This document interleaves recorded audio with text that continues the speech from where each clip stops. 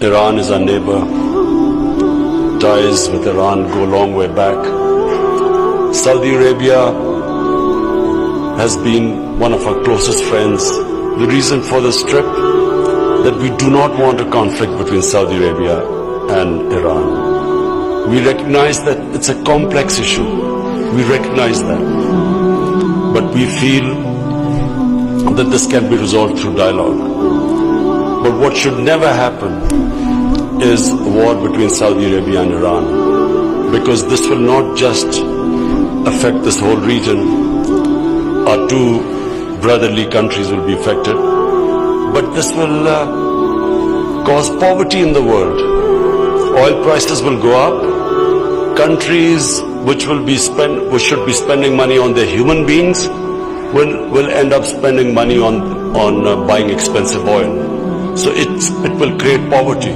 So not just from Pakistan point of view, from all developing countries' point of view, that whatever it takes, we must never allow this conflict to take place, because we know, Mr. President, there is a vested interest that wants this conflict to take place.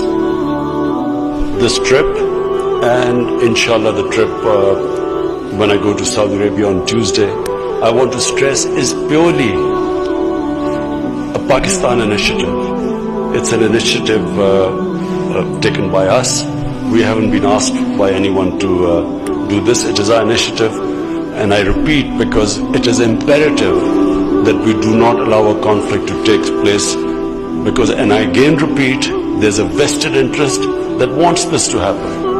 And so I've been very encouraged. We again want to facilitate our two brotherly countries to iron out your differences. And I repeat again, it's complicated, it's complex, but I feel it's possible to resolve these differences.